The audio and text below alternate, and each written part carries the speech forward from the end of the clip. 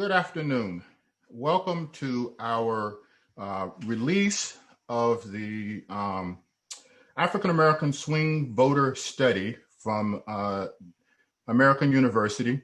This is a project that I'm particularly proud of, and as a way of sort of explaining why we are doing this, I want to introduce my colleagues who you'll hear from in a minute. Leonard Steinhorn, who is with the School of Communication. He's also a history professor and communications professor. And David C. Barker, who is the director of the Center for Congressional and Presidential Studies in the School of Public Affairs.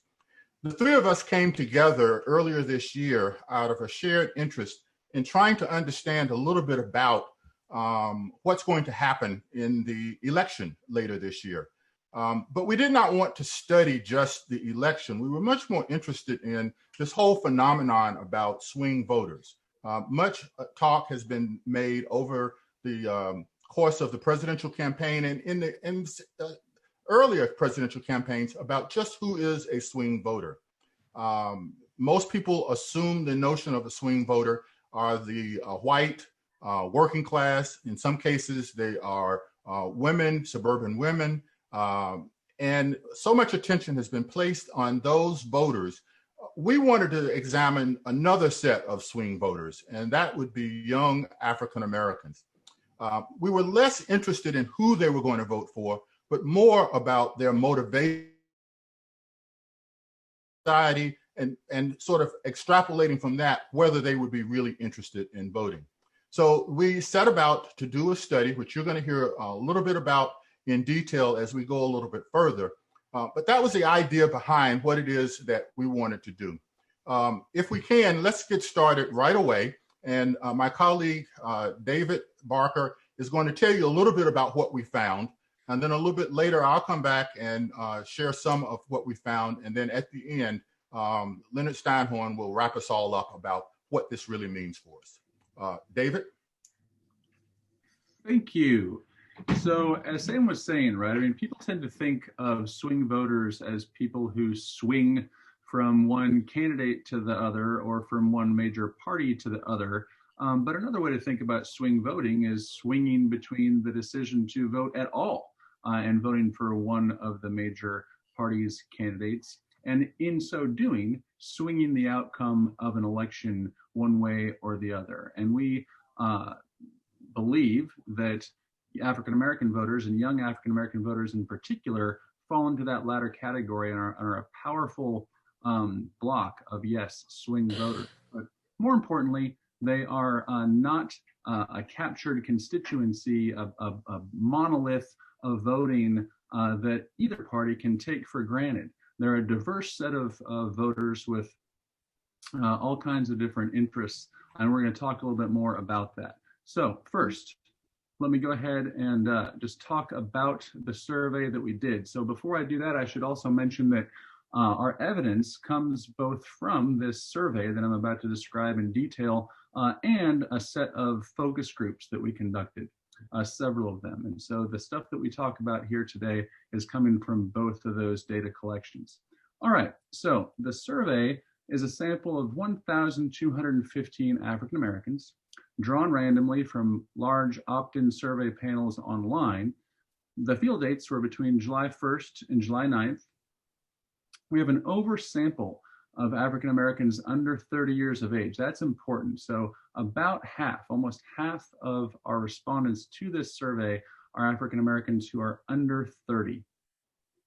These respondents are exclusively from the battleground states of Michigan, Pennsylvania, Wisconsin, Florida, Georgia, and North Carolina in roughly equal proportions. So that's another thing that makes this survey a little bit different, right? It's not a broadly nationally representative sample, but it is designed to be representative of voters in these important swing states. The results are weighted to the Black or African American population of adults in each one of those states, as well as by gender, age, and education. The margin of error, generally speaking, for the full sample is just a little bit under 3 percentage points, plus or minus. When we talk about the results as they pertain to just those under 30, that margin of error jumps to about 5%. If we were to talk about respondents from any particular state, that would jump to about 7%. And then specifically when we measured vote choice, which we're not actually going to talk about today, the margin of error was actually 8%. All right, so the overview of what we're going to talk about today, or first we're going to refer to what we call warning signals, right, about the young African-American population and its engagement to the political process. Then we're going to talk about an interesting Trump paradox, which I'll hold you in suspense as to what we mean by that. Then we will talk about some degree of hope, actually, and then we will conclude. All right, so warning signals. First thing to point out is that nearly a third of all young Black respondents in our sample say that they are independent, which is nearly as many as those who identify as Democrats, and of course, far more than those who identify as Republicans. And so the lack of attachment to a particular political party is one indicator of general disengagement with politics.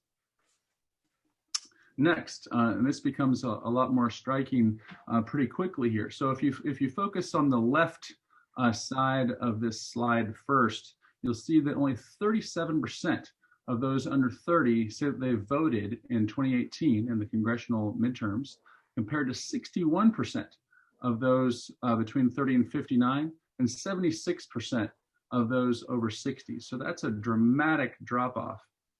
And then if you look at the main part of the slide, the table, this is telling you the percentages that agree, somewhat agree, disagree, or disagree strongly that they plan to vote in 2020. So as you can see in that column of 18 to 29-year-olds, you've got a far smaller percentage of young Black Americans who express an interest in and commitment to voting in the election coming up. Collectively, it's about 47% of them. Here you can see this even more starkly, right? So this is the percentage of respondents who definitely plan to vote in the upcoming election. And you can see that the differences between those under 30 and their parents and grandparents is really quite dramatic. Here we see, and I'm not going to go through every single one of these, but here we ask people, different reasons why they might be inclined to vote or not.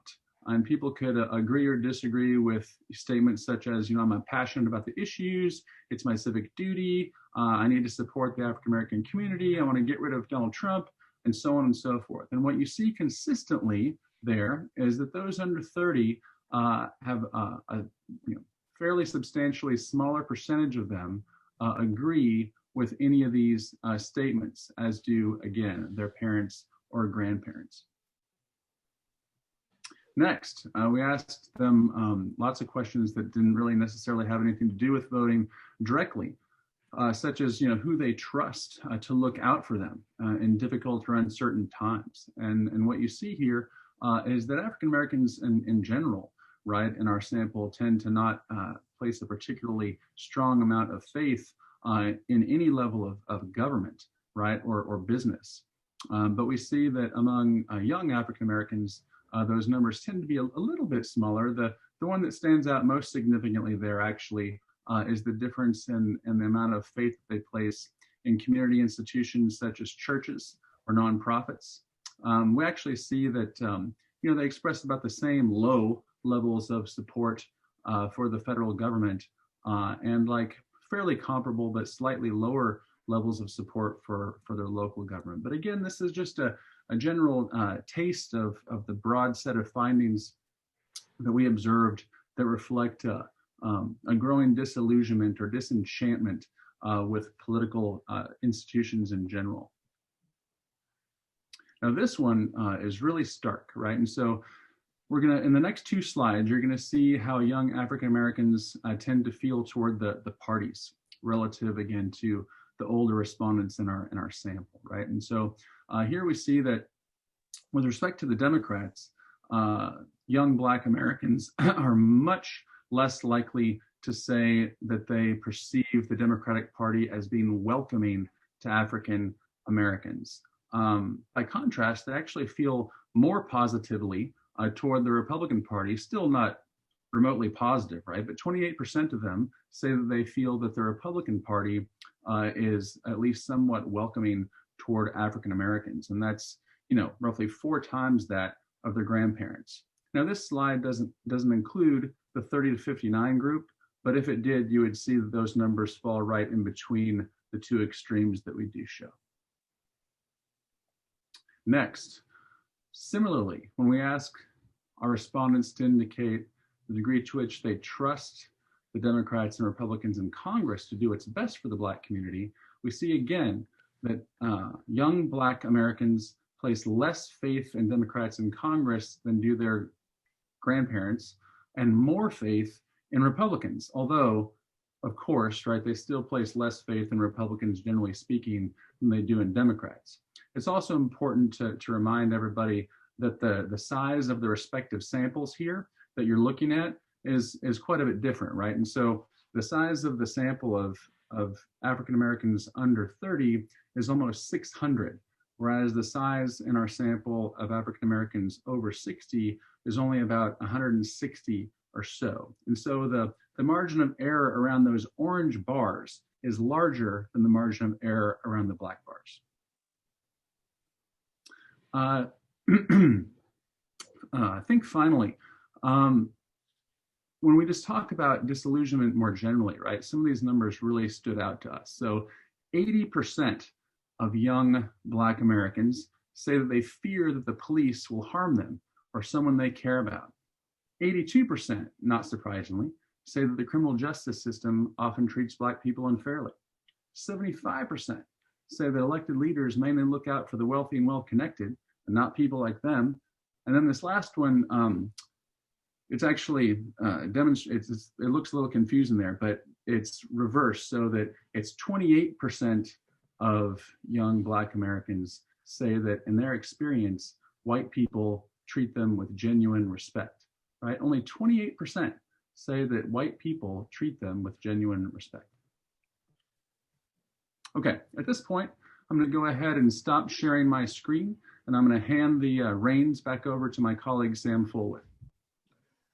Great. And I forgot to mention at the top that if you have questions for us, put them into the question box, and our colleague Hannah Perkey will take care of them and answer them for us, ask them for us, and we will do that in a few minutes. So bear with me while I queue up.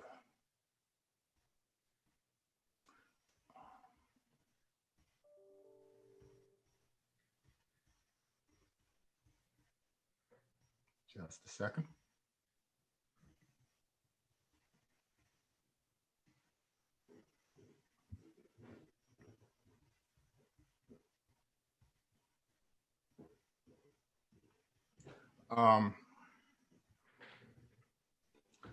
We discovered something rather interesting as we were going through our study. When we asked young African Americans about their preferences, we found that there was what we later determined as the Trump paradox. The Trump paradox was that we asked people, when it came to their view of President Trump, to tell us what they thought about him and about his policies and about what they thought about the job that he was doing. We found that, I guess we should really make clear at the very beginning of this, is there is no support or very little support for Donald Trump in his policies or even any sense of liking about him among African Americans of all age ranges. The numbers are off the charts in terms of disapproval of Donald Trump. But it is interesting to look at, when you compare within the African American community by different demographics within the African American community, some interesting developments arrayed themselves.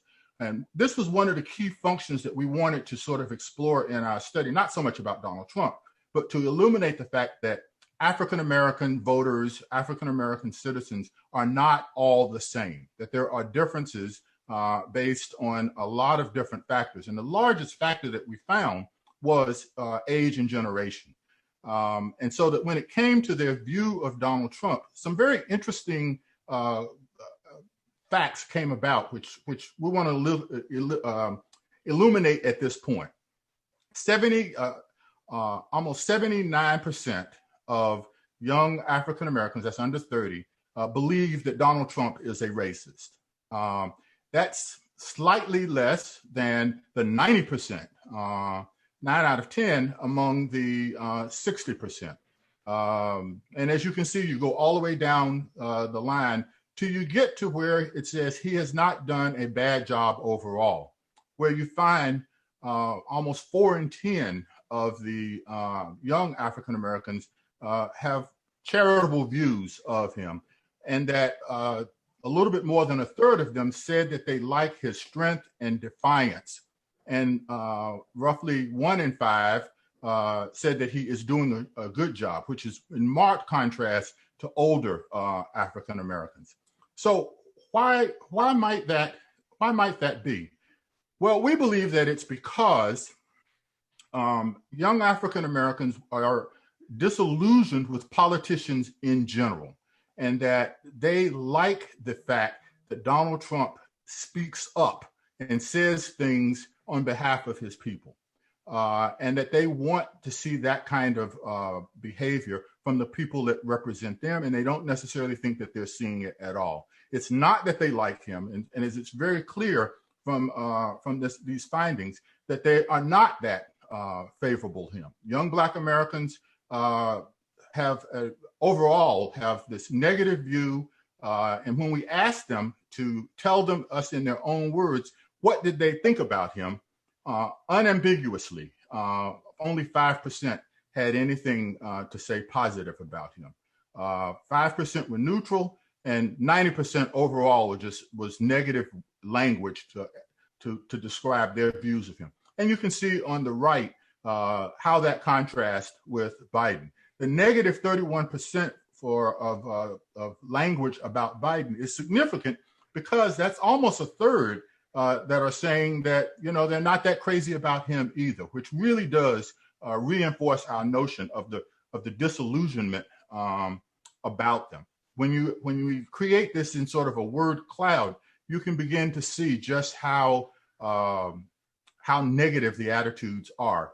And similarly, with Joe Biden, you can see that it's far more positive. What they really are looking for is someone that's going to be a champion for their idealism. Numerous people in the focus groups told us how much they wanted someone to speak up for them. And that was what they sort of liked about Donald Trump. Not that they liked him, but they thought that he had a way of speaking to his people, to his constituency, and standing up for them, sort of a ride and die type of attitude, which they don't see existent for anyone or very few people that are speaking up on their behalf. Interestingly, to test this out, we asked in the focus group, who historically would you say has been someone that you look up to, that you sort of idealize? Almost at first blush, there was a shrugging of shoulders and a sort of scratching of heads trying to come up with someone. But we pressed, and when pressed, the two names tend to come up: Malcolm X and Fannie Lou Hamer, which was interesting. So we also asked, who contemporaneously do you look up to or speaks on your behalf? And surprisingly to me, more than anything, was LeBron James and Beyonce. Now, apart from the celebrity of them, what Beyonce, LeBron James, Malcolm X, and Fannie Lou Hamer have in common is an aggressive, overwhelming desire to improve the lot of African American communities.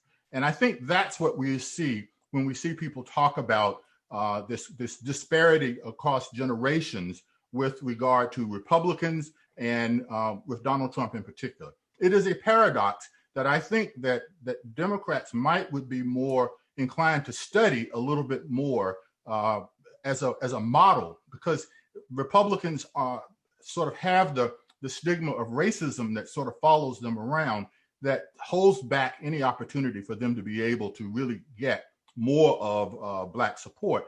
But the Democrats are not capitalizing on that either by taking advantage of the opening there. And that's one of the things that we really wanted to drive home in looking at this, which raises the real interesting point that up to this point, you would sort of get the notion that African Americans are lost. The young African Americans are a lost generation.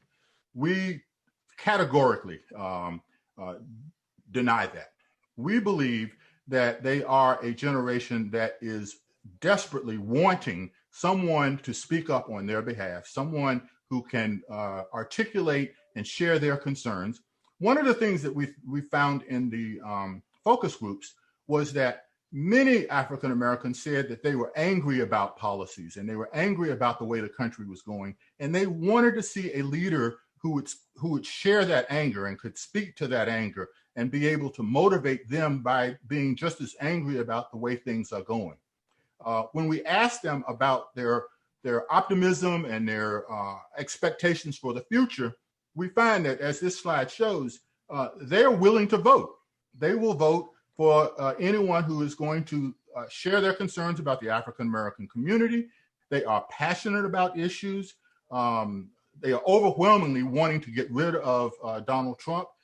More than half of them, almost 7 out of 10, say that they feel a duty to vote, and 65% express a willingness and an openness to supporting Joe Biden. But what makes this more interesting, I think, is who do they look at and how do they think about affecting change in the society?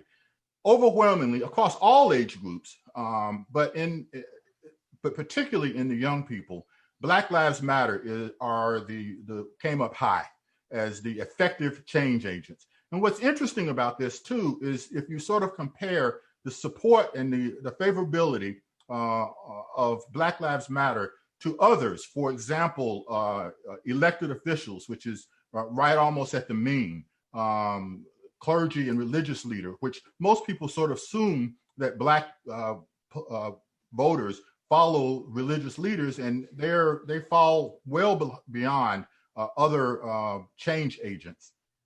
And grassroots activists. All of those in our polls suggest that there are more effective change agents and that there is an optimism that those change agents can have some impact on what's going on in the society. Yeah. For example, Black Lives Matter, and you see the language that people use to talk about Black Lives Matter. At this point, I'm going to turn over to Lenny to talk about what does all of this mean. Well, thank you, Sam and David, and welcome to everyone here. I'm sort of going to expand on the things that Sam just talked about and David showed earlier in our presentation to figure out, what does it all mean? How do we make sense of this? After our first batch of findings came out this summer, I used them to write an article for an online publication called Political Wire, explaining why the long-standing and very well-regarded Congress member from Missouri, African-American Congress member William Lacey Clay, why he lost his Democratic primary race to a Black Lives Matter activist, Cori Bush. And I got an interesting email from a California political activist, somebody who's been in California doing this work for a long time. And he said, yes, if you're an African-American under 30, you have every reason to ask why your concerns always seem to be put on the back burner. You may get lip service, but no action. You may like the fact that you have a Black mayor or that you have a Black representative in Congress, but you're not altogether sure that they even see issues as priorities, or that they're too busy playing the game, inside game, to pay attention to you. So Lacey Clay lost to an insurgent. And then a little bit later, a white liberal, Eliot Engel from New York, who had a strong record on civil rights, he also lost to a progressive African-American in Democratic primary, to somebody named Jamal Bowman. It's not that the voters were necessarily mad at Engel. They're mad at a system and at politicians who don't seem responsive and don't seem to be listening to them. So how do those two races connect with our findings? What it tells us is that there's a real desire for change, an unrest with the status quo, a deep frustration and disappointment with those who represent them, a sense of disaffection toward our political institutions, and a sense that someone out there needs to show strength and guts on behalf of the African American community. So think about these divergent findings that David and Sam put forth. So what Sam just mentioned, when our respondents were asked, I do not always like President Trump's policies, but I like the way he shows strength and defies the establishment, 35% of our under 30s said yes, 35%, more than 1 in 3. Then, as Sam mentioned, when asked in focus groups, who inspires the most today and who from history, the most common names were today, LeBron James and also Beyonce, and from history, Malcolm X and civil rights legend Fannie Lou Hamer, who stood up to the segregationists at the Democratic Convention in Atlantic City in 1964. Third thing, as Sam mentioned, when asked their confidence in groups and institutions to effect change, it was Black Lives Matter and protest movements that stood out. So add all of this together. LeBron, Malcolm X, Black Lives Matter seem to say one thing, but admiring Donald Trump for showing strength and defying the establishment may seem to say another. But in truth, they're not all that far apart, because this is a community that wants its voice heard, that wants politicians to stand up, speak out, and fight for them. So they don't like Trump's policies, as our findings showed, but they admire him for advocating on behalf of his supporters, just as they admire Black Lives Matter and LeBron James for advocating for them. This is also a generation that holds generally liberal views on a number of issues and liberal critique of the system, as what David showed earlier. They like a $15 minimum wage. They want universal health care. They want a universal income and job guarantees. And while we didn't ask about other issues like global warming and LGBTQ rights, my guess is we would have found generally liberal responses. But then there's the finding that David showed that under 30s aren't necessarily aligned with the Democrats as strongly as their elders, that they're less consistently liberal on some issues as their parents and grandparents, and that they may be more receptive to Republicans than their elders. It's still a small number, relatively so, but when put against their elders, those numbers jump out. So what does that mean? One idea is that a small but significant group may indeed be more conservative than their elders and more willing at least to listen to the Republican Party. We can certainly draw that conclusion from the numbers. But then at the same time, there's their admiration for Black Lives Matter and for protests, and to a sense that the system is rigged toward the wealthy and the privileged. And the very fact that the president and the Republican Party generally scorn Black Lives Matter and push out a racially charged law and order message to vilify the protesters, and the sense that the president is racist, and the sense that very few feel welcomed in the Republican Party. And then you add to that those recent primary elections I talked about, the support these younger voters show for more progressive candidates. So how do you reconcile all of that?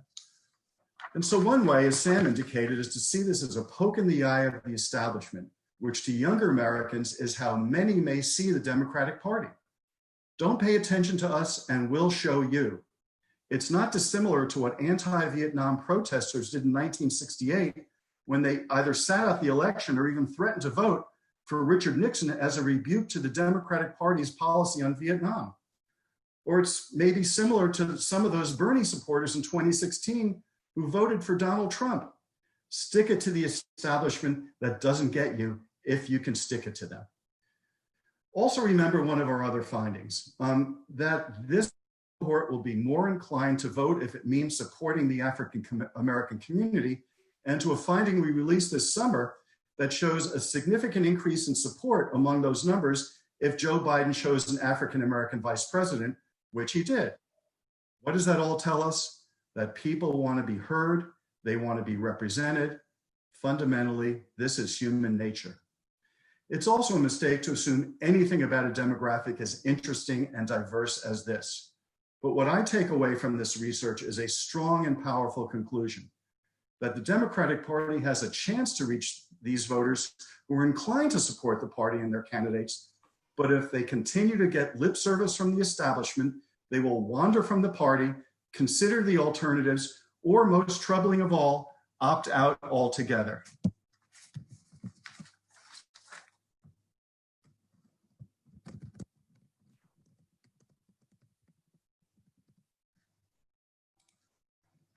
Hi, I lost my feed, sorry. If they continue to get lip service from the establishment, they will wander from the party, consider the alternatives, or opt out altogether, which is most troubling at all, which would then leave our democracy without the voice and the power of this most important and creative constituency. African Americans are at the center of American culture and intellectual life, a backbone of our economy and society. But everyone will lose if this next generation chooses to opt out of our political institutions because our political institutions choose to ignore their voice and concerns. So in many ways, the ball is not in the court of these younger voters. It's in the court of our political institutions, our politicians, our leaders, to hear the voices of this community and to do something that will impact them, meet their needs, and address their concerns. So I think we want to open it up to any questions that people may have. And please note that our final report is ready, and you all will be emailed a copy when this session is done. Yeah, before we start responding to questions, I do just want to take a second and make sure that we recognize and talk about how grateful we are for the help that we receive from so many different quarters. We especially want to give a shout out to Marcus Johnson and Lanasa Clarkson, who contributed to our work from beginning to end in our focus groups and the analyses of the survey data and in the writing of the report, as you'll see when we send that out with their featured columns. But we also want to make sure that we express our gratitude to the Sine Institute of Policy and Politics and Amy Dacey, its director in particular, for all of the generous support and help and contributions that she and they provided us throughout this process, as well as our deans and provosts here at AU, as well as our other benefactors, the Groundwork Collaborative and the Hub Project. And finally, the folks who actually conducted the survey for us, the African American Research Collaborative, Henry Fernandez and Ray Block. So thank you so much to you guys. And now we will go ahead and open it up to questions. Okay, so first question, Lisa Wishman asks, I didn't quite understand the warning sign data, particularly about attitudes regarding whether African Americans think that white people treat them with respect. Could you review that slide and specific data point? I'll pull up the slide and we'll see if maybe Sam wants to begin. Let's see. Yeah. Let me just go back to it first so we can reference, so everybody can see what we're talking about. Whoops. Where is it? Here it is, the one on the right there. What we were concerned about was once we had collected all of the information, these indicators or factoids suggest the degree to which the disillusionment is taking place in our society. And that stems from the lack of trust and belief in political and judicial systems, and an overall distrust that white Americans, which the political system tends to, in the eyes of African Americans, be synonymous, did not look upon Black lives as mattering. I guess that's the easy way to say it. So we asked the question about, in their experiences, how did they feel in their interactions with white people. Unfortunately, this particular graphic has the relevant information reversed, but it was 28% that said that they felt that white people treated them with genuine respect. That's a sign that a large number of African Americans do not feel respected by white people in general. And you extrapolate that over what white people mean, which is the US political system and the judicial systems and all of the establishment, which is viewed as white in the society. So that's why we call these warning signals. These are warning signals of the disillusionment. And one thing I'd like to say about this, which I think is really important, people vote out of a sense of hope. If you have hope and if you have confidence that your vote matters, you are more likely to be engaged in the political process. If you do not have hope, if you do not believe that your vote matters, you will opt out. It becomes just sort of tautological to understand it that way. And in our focus groups, we had several people, many people said they didn't believe that it mattered at all whether they voted or not. And that's the warning signal. That's the real danger that Lenny mentioned a minute ago, that if you have a generation of people who choose to opt out, you're setting the country up, you're setting up our system of governance for failure. That is not predetermined at the moment. That is not, it's not certain that this is the way we're going to go. And one thing that we're really clear in this study is there are signs that contradict the warning signals that say if the country is willing, if the political system, if white people are willing to reach out to these young Black Americans, they can be a real part of our future. And this must happen if we want to have a future. So let me piggyback on that for a second. And I agree with everything that Sam says. I think we had one finding, which we may not have shown here, that a large majority of young people say their vote doesn't matter anyway. And so they feel that way at this moment in time for precisely the reasons Sam was talking about. What's also interesting about that final little pie chart on there is that there was a large number of people in that question who basically answered saying, white people make it seem like they care about me, but they really don't. Which in some ways is also a metaphor for how many in this generation see the political system. Lips put on a good image, but you really don't care about my concerns. We see right through you, and that's what's alienating us. So I do think that, yes, we are at a point where we could lose this generation, but we don't have to, because if you show the concern, you show the interest, if you show even half the passion that young people are showing in their protests about those issues that they care about, you will begin to bring them back into a system that they will once again find meaningful and something that speaks to them.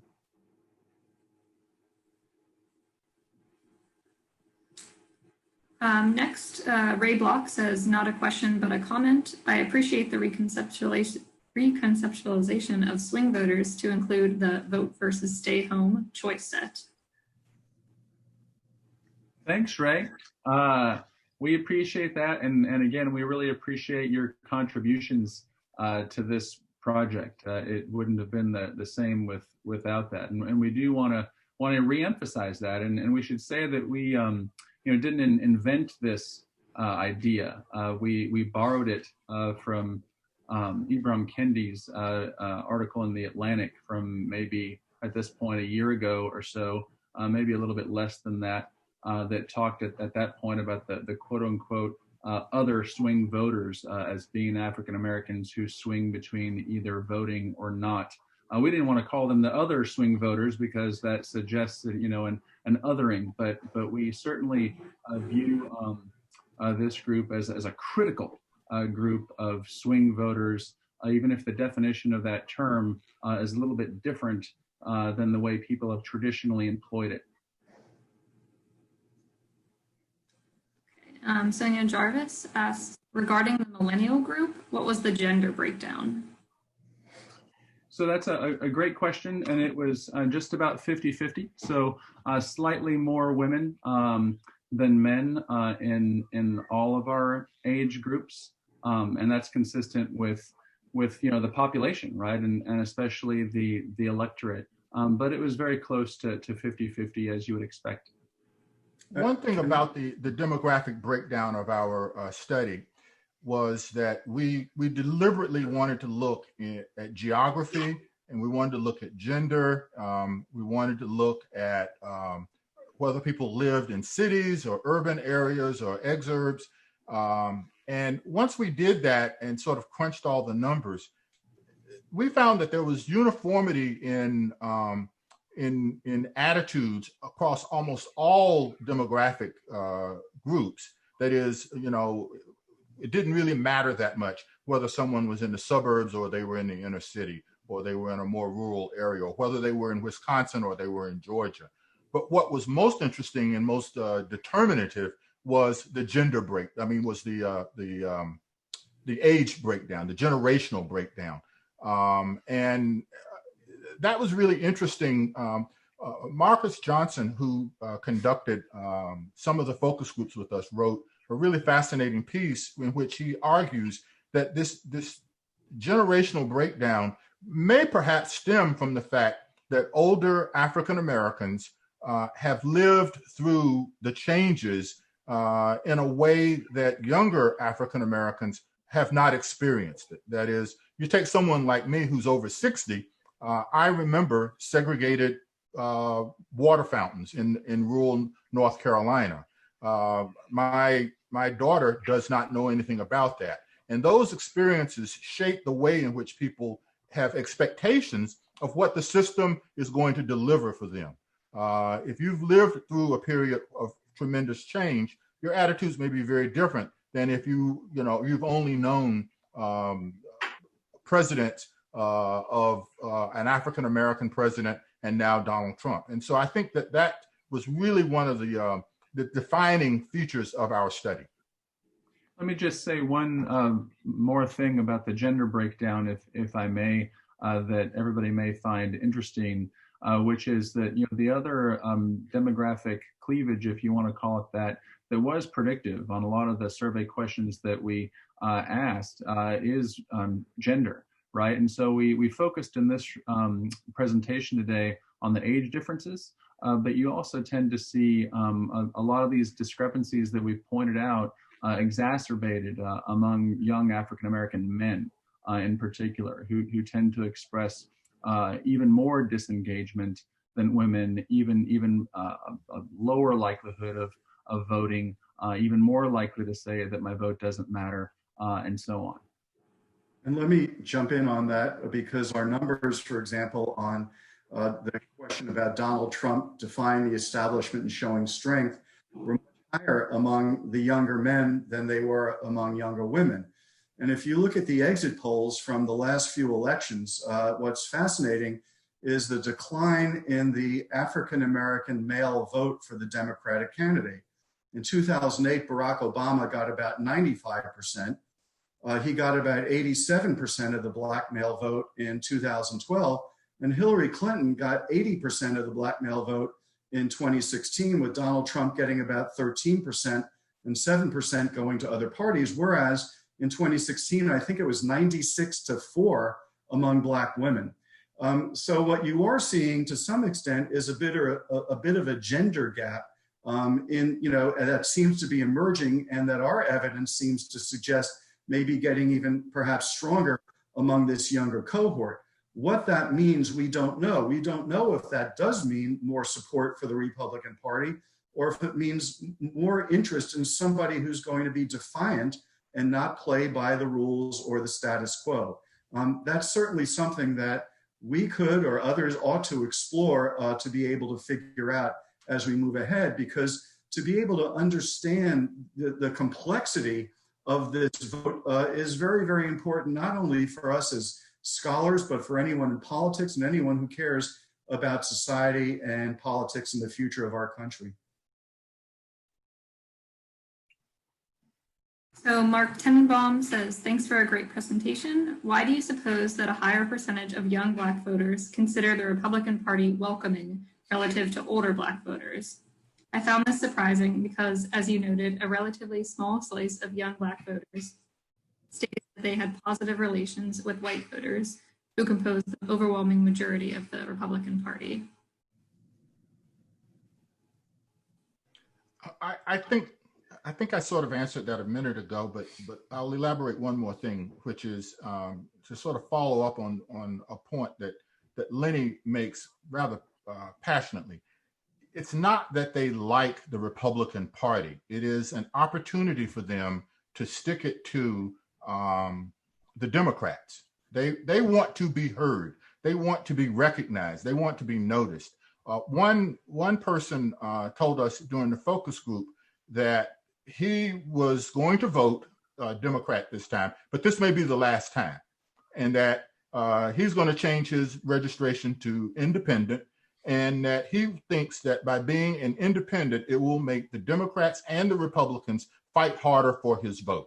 And I think that's the attitude that you get with this sort of exploring, this willingness to look at Republicans as a way of forcing the hand of politicians to take them seriously. Yeah, and I think this is a great question, by the way, and I want to point out that this finding was surprising to all of us who worked on this project as well. I should note that it's consistent with some other surveys that have been coming out recently by Democracy Fund with their Nationscape surveys and some others as well. And it's a paradox, right? Trying to understand this. It may be, I think that what Sam just said is absolutely right and is the overriding answer here. It is also possible that among a group that is by and large, right, progressive, right? That should be emphasized and by and large Democratic. There may be a significant slice of that community that is it is genuinely more conservative or more sympathetic toward the Republican Party than older folks are, and that may, right, have something to do with the kind of changing profile of the Democratic and Republican parties, with the Democrats coming to be seen by many working class folks across the racial spectrum as being more elitist, right? And with the Republican Party rebranding itself over the course of the last generation, and especially recently, as the more populist, the more friendly to working class people of the two parties. People can have their own ideas about what all of that means and the sincerity of it, but that rebranding is occurring, right? And we see again among Hispanic Americans and among white Americans as well, that more and more working class folks are coming to be a little bit turned off by the Democrats and are more receptive to the Republicans. And this may apply to this important group of voters as well. And I'll just follow up on that and say that polls are also snapshots of a moment in time. Keep in mind that this was done in early July. It was really at the height and the flowering of the most recent part of the Black Lives Matter movement after the killing of George Floyd.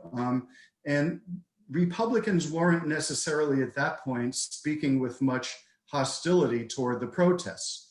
Had this poll been done 6 weeks later when the president was talking law and order and portraying the protesters in a more negative way, we don't know if those numbers would have changed. Also keep in mind that the Republican Party and Donald Trump, working with the Democratic Party, signed the criminal justice bill. And people know about that. They hear about that. And it could be that might have been top of mind for some people along those lines. So, bottom line is, yes, our poll has enormous amount of evidence about the state of mind and the complexity of African-American voters, younger voters in particular, but things are located in a particular point in time as to when you do a survey. And at that point, there were very, very few, even the president not critiquing the Black Lives Matter movement and people sounding more sympathetic. Would that have changed when that law and order message came out weeks or a month and a half later?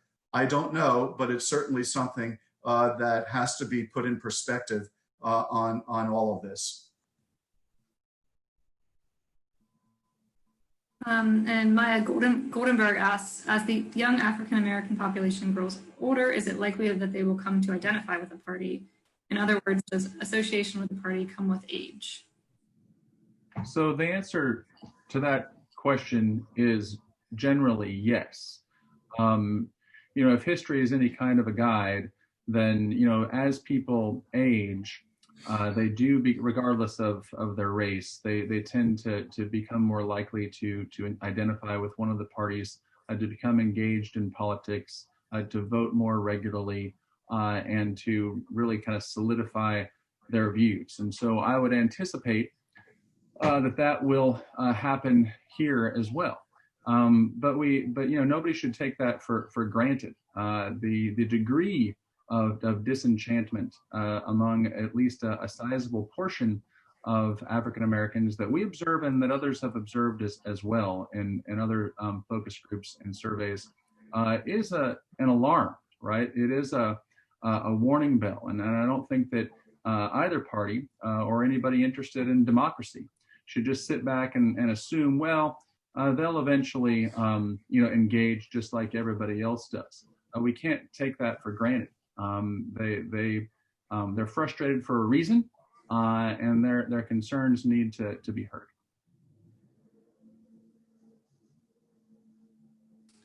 Meow Yu asks, is education background an important factor to influence the political preference of the young Black generation?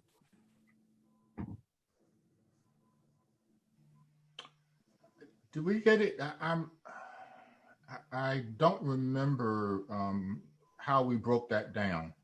Could you ask the question again, Hannah? I didn't hear it. Yeah, is education background an important factor to influence the political preference of the young Black generation? Yes, but not to the degree that, frankly, I expected it would be, right? So we do see small differences between young Black Americans or any Black Americans, regardless of age, who either have college degrees or do not have college degrees in terms of the attitudes that they express. But those differences were not nearly as great as I frankly expected them to be, given how important that divide is to white America, right? Over the course of the past several years, you've seen that having a college degree or not is extremely predictive among white Americans of all kinds of issue attitudes, candidate preferences, party attachments, you name it. And what we observed here is not nearly the same distinction. And I think that also goes to another important point in general. We can look at any number of categories we want, but it's also lived experience that's very important. And because of the economic divide based on education, people with different levels of education often have different lived experiences and then base their voting and their political loyalties on that. If you live in a suburb, it's a different lived experience than living in a rural area or living in a city, and your religious affiliation as well. And in many ways, though, the sad point about our nation's history is that it really hasn't mattered for African Americans how much you have achieved or how much education you've gained. Your lived experience is still too often defined by the color of one's skin.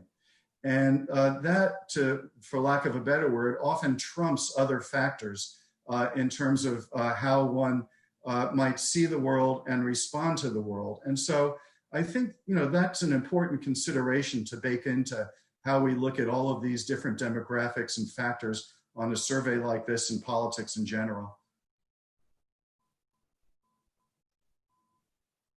Maya Goldenberg asks, how has Obama's presidency affected African-American voters' sense of hope? That's a great question. In the focus groups, almost universally, when Obama's name came up, we sort of thought when we asked if there were any contemporary people that gave them inspiration, we thought that going into it that we would hear a lot more from Obama. We didn't. We heard more Michelle Obama than we did from Barack Obama. And I think that while there is a sense of pride with having President Obama having broken through to be the first African-American president, I think there's also a sense of disappointment that he was not sort of a full-throated champion for African-American issues that a lot of young Black people would have liked to have seen him do. They would have liked to have seen him champion their interest a little bit more aggressively. There's a reluctance, I believe, on the part of all African Americans to criticize President Obama, but I think that there is also at the same time, sort of speaking to the complexity of these issues, a general acknowledgement that it was an opportunity that did not live up to the expectations that they had for him. And I think we see some of that reflected in the, how shall we say, maybe the tepid embrace of Biden at this point among the younger African Americans. It is clear they want someone who is to sort of put Black America first, to speak to their particular issues, their concerns, their pains. And I don't think that there was a general feeling that came about during the 8 years of the Obama administration.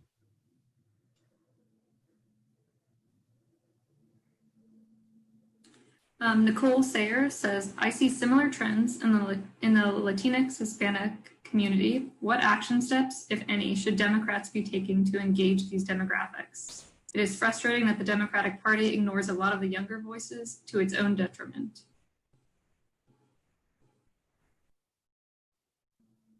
Well, I think really, as I said earlier, it's human nature to want to be heard. It's human nature to want to be represented. And if you feel that you're not being heard, your concerns aren't being represented, that's important. I think, as with all communities, the Latinx community is very, very complex.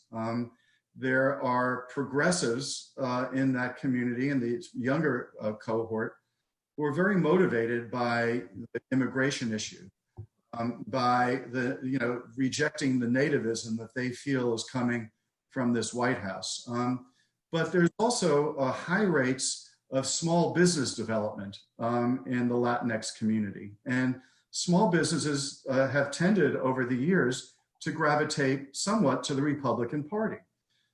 So how do you reconcile that progressive side of the community with that sort of classic immigrant story, developing small businesses side of the community as well? Well, for starters, it has to involve getting out in the grassroots, organizing in communities, listening to people, hearing them, and making them feel that they're represented. It's the exact same with any community because people want to be heard. And if you don't feel that you're being heard, if you feel that you're being taken for granted, well, in some ways, that was what motivated us to start looking at this project, because in many ways, lots of African-American voters opted out in 2016 and didn't vote or voted third party. And if you look at some of those numbers in Detroit, in Philadelphia, and Pittsburgh, and Milwaukee, and if there had been higher turnout, even though there was some voter suppression going on, as we know from the Republican Party, but if there had been higher turnout, that could have possibly made the difference in tipping Hillary Clinton over the edge on some of those states. So you risk by not paying attention to people that they will either turn away, consider alternatives, or opt out altogether. So really, the Biden campaign was sort of read this sort of 5-alarm fire earlier on when some polls were coming out about softness of support among the Latinx community. And I think they've begun to pour more resources. The question is whether it's too late, and whether, even though the Democrats will gain a majority of the Latinx vote, whether it's enough of a majority to put them over the top in key states like Florida or Arizona, where there are significant populations. Bottom line, you want to be heard. Yeah, and I agree with all of that, and just like looking further ahead, beyond 2020 to 2028 or 2032, it's worth pointing out, right, that we see this softening of Democratic support among both Hispanics and African Americans relative to their older groups in the same populations during a time, right, when President Trump and the Republican Party have been, perhaps historically unwelcoming toward these groups in terms of campaign messaging and in terms of policy. And so imagine, right, if there were a different type of Republican Party, a different type of leader of the Republican Party with different types of messaging that's more inclusive and more welcoming to these groups. What the prospects would be. And so again, we're not activists here. We're not trying to guide the Democrats. We're not trying to, pick sides in any of this. But if I were a Democrat, right, interested and concerned about these things, I would view this as a flashing yellow light that says, you better do more, right? Or before too long, you may lose a significant chunk of these critical constituencies. And if that were to happen, the Democrats would have an extremely difficult time winning any national elections. And dial back to 8 years ago, after Barack Obama defeated Mitt Romney, the Republican Party did a postmortem in 2012 in which they said, sort of almost ironically when you think about it, now we have to become a Big Tent party, more inclusive, bring in African Americans and Latinx voters and Asian American voters and people of all backgrounds and faiths to be able to show that we're more inclusive, or we risk losing the demographic electorate in the coming years. Well, the Republican Party didn't necessarily heed that with Donald Trump in the election. But the Republican Party recognized it back then. So the question is whether Donald Trump is the new and ongoing party, whether he loses or wins and what happens after that, or if they go back to that postmortem in 2012 and do exactly as David is suggesting, which may open more bandwidth for certain constituencies to feel comfortable within that party.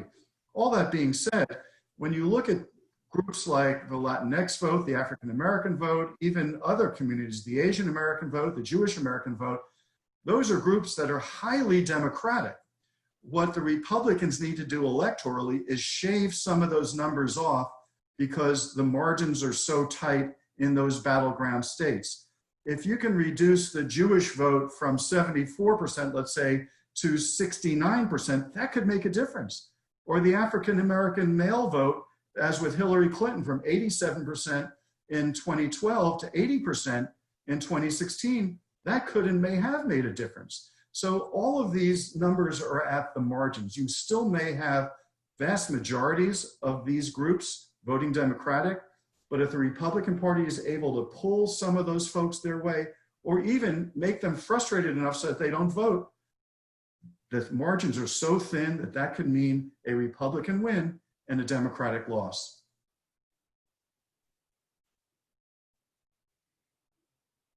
Next question, David Lublin asks, to what extent will the strong, perhaps unrealistic progressivism of younger Black and white progressives alienate more moderate people of both races into the Republicans, particularly if the Republicans ever lose the explicit racial messaging of Trump?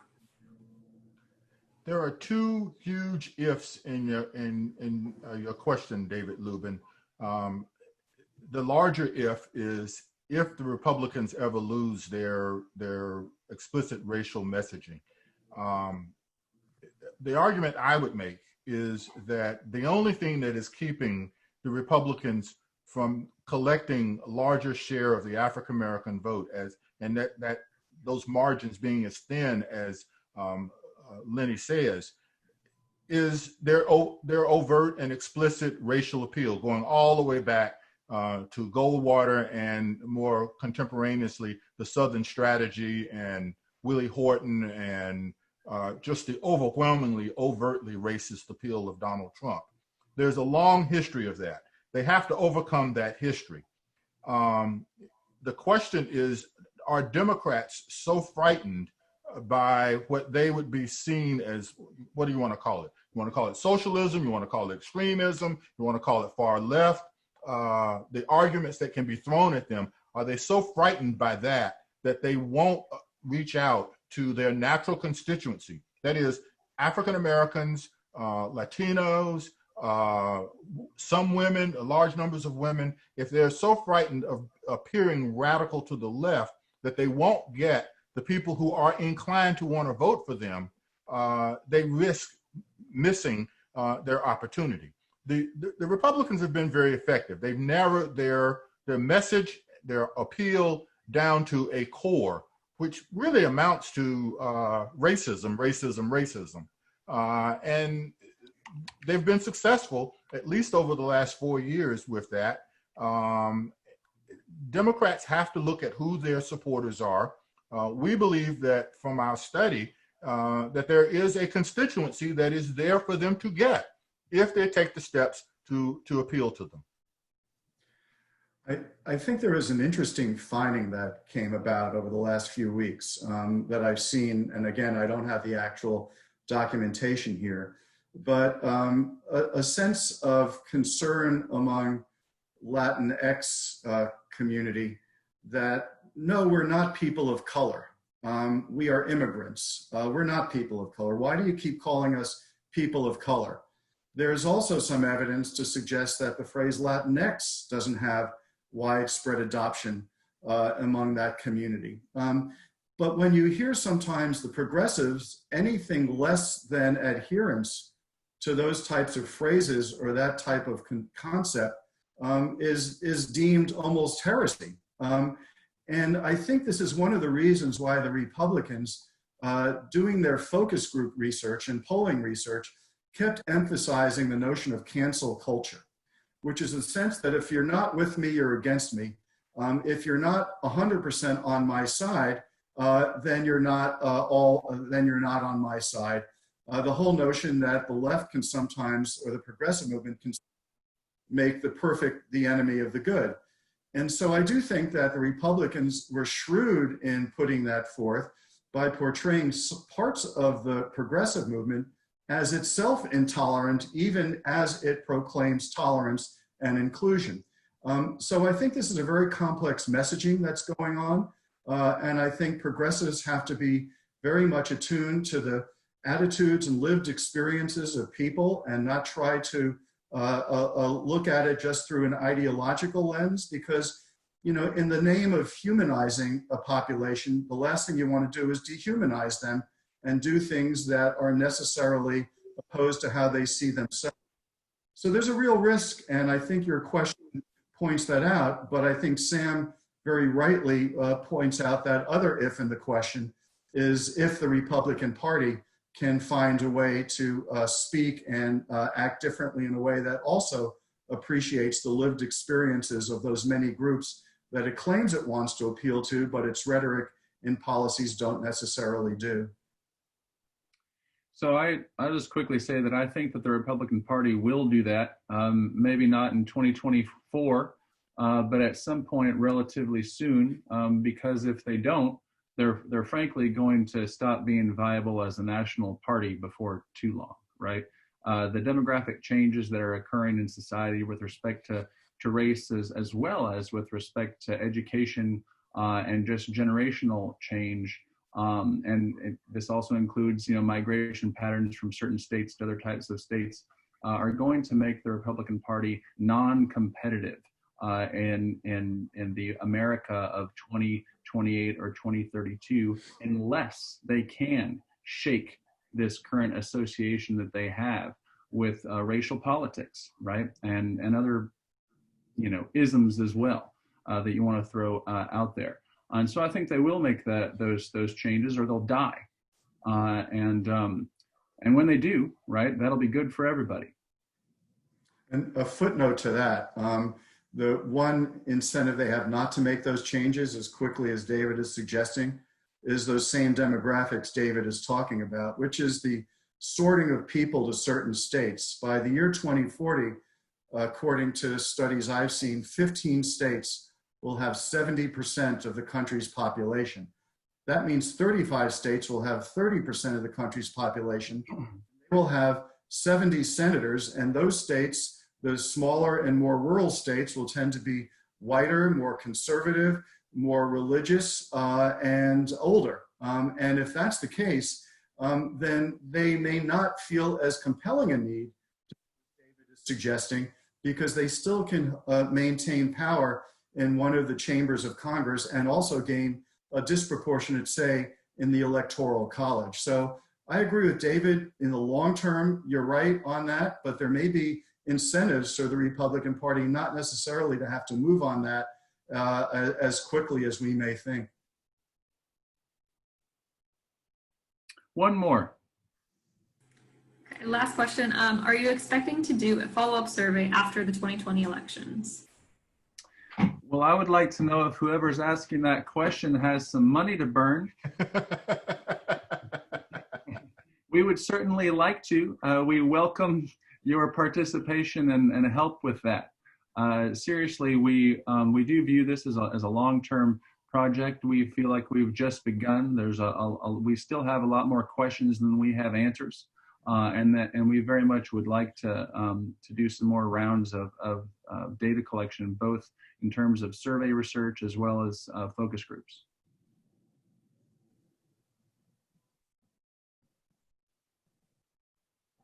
Okay. All right. I believe that will conclude our presentation. We want to thank all of you all for listening in with us. And once again, we want to thank all of our contributors and sponsors for their participation in this program. And as David just said, if there's interest in continuing this work, we all would be open ears to that. Everyone who has signed up for this broadcast or this seminar will get a copy of the report, and it'll have information how you can be in touch with us. We would strongly encourage you to share the report widely, talk to it with your friends, your colleagues, with your media contacts, and if anyone has any additional questions or wants follow-up, feel free to reach out to any of the three of us in doing so. Thank you all for participating. We really do appreciate it. Thank you all. Thank you.